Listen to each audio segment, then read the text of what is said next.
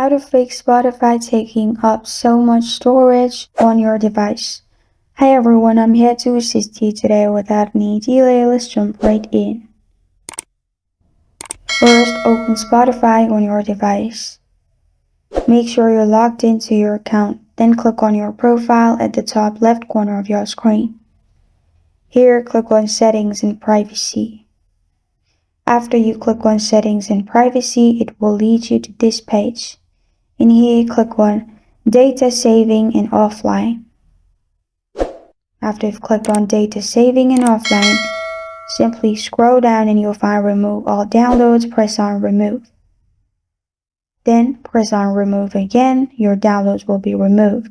Then at the bottom, click on Clear and Clear Cache.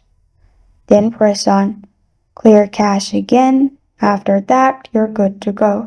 This is how to fix Spotify taking up so much storage.